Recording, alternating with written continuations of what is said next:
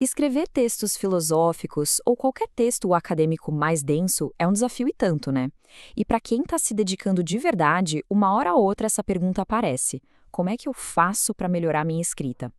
Bom, é exatamente para responder a essa questão que a gente vai mergulhar nas ideias de Eric Rayot, traçando um caminho bem prático para a gente transformar o jeito que a gente escreve. Olha, o primeiro passo, e talvez o mais revolucionário, é mudar completamente a nossa ideia do que significa escrever. Como diz o Hayot, escrever não é só colocar no papel uma ideia que já está pronta na cabeça. Muito pelo contrário. É um processo ativo. É ali que a mágica acontece.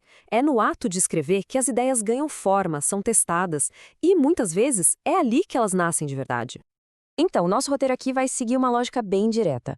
Primeiro, a gente vai entender por que escrever é esse processo tão desafiador. Depois, vamos diagnosticar uma falha bem séria no jeito que a gente aprende a escrever na academia.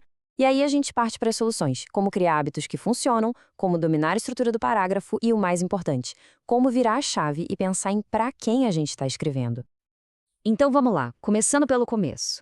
Por que a escrita acadêmica parece tantas vezes uma muralha impossível de escalar?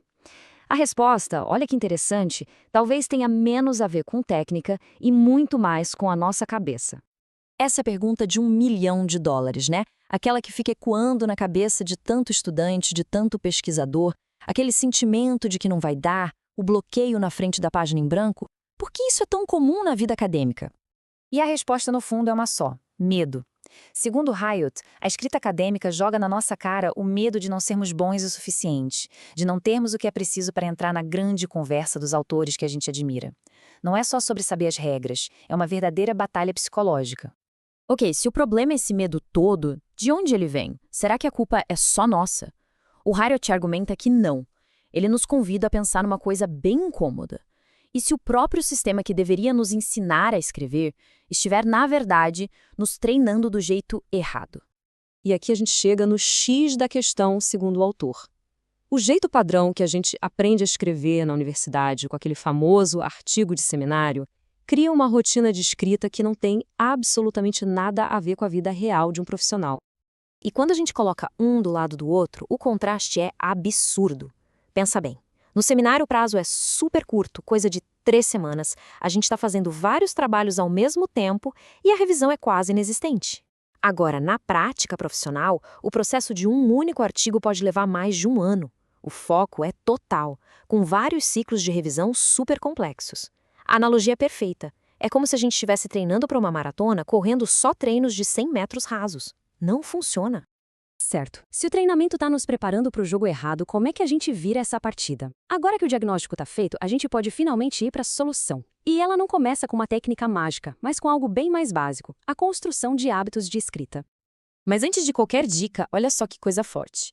O próprio autor do livro, um acadêmico super respeitado, confessa que sente um pavor paralisante de escrever. Isso é muito poderoso, sabe? Porque mostra que sentir medo não é sinal de que a gente é incompetente. É só parte do jogo. É uma energia que a gente precisa aprender a gerenciar e não a ignorar.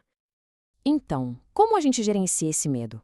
O Hayot propõe 2 regras bem simples, mas que mudam tudo. Primeira, escreva todo santo dia. A ideia é fazer da escrita algo automático, tipo escovar os dentes. Assim, a gente elimina o peso de ter que decidir se vai escrever ou não. Segunda, estabeleça metas pequenas, fáceis de atingir. Isso cria um ciclo de vitória e recompensa que nos mantém motivados. E o maior benefício disso é uma libertação psicológica. Sabe aquela ansiedade constante, aquela vozinha que fica no fundo da mente falando: você devia estar escrevendo, mesmo no fim de semana? Pois é, ela some. Com um hábito diário, existe a hora de trabalhar e, tão importante quanto, existe a hora de descansar sem sentir um pingo de culpa. Beleza, com a base psicológica mais forte por causa dos hábitos, aí sim a gente pode ir para a técnica, para o ofício mesmo. E a unidade fundamental de qualquer texto, a célula de tudo, é o parágrafo.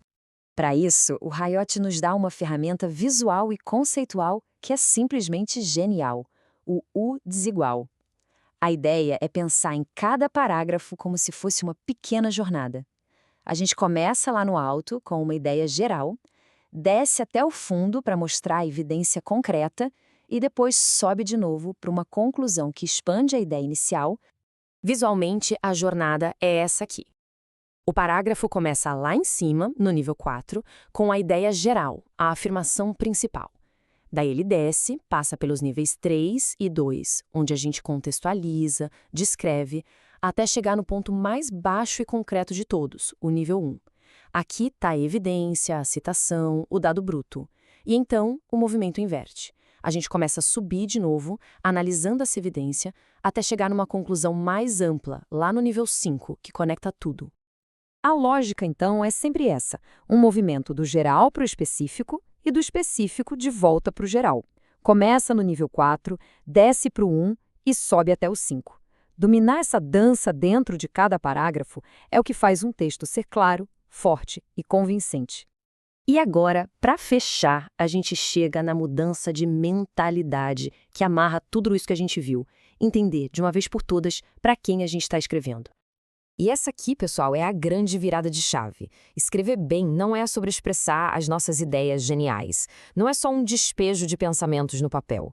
É, na sua essência, um ato de comunicação. O verdadeiro objetivo é desenhar e guiar uma experiência intelectual e até emocional para a pessoa que vai ler o texto. O que isso significa na prática? Significa pensar na escrita como uma performance, não só um registro. Nosso trabalho é gerenciar a jornada de quem lê, controlando o ritmo e a clareza. Cada frase tem que estar conectada com a anterior e preparar o caminho para a próxima. É criar uma experiência coesa, passo a passo, do começo ao fim. Então, fica aqui a provocação final para a gente pensar. Se a partir de hoje, cada palavra que a gente escrevesse fosse pensada não como uma expressão pessoal, mas como um passo cuidadosamente planejado na jornada de quem está lendo, o que mudaria no jeito que a gente planeja, escreve e revisa nossos textos?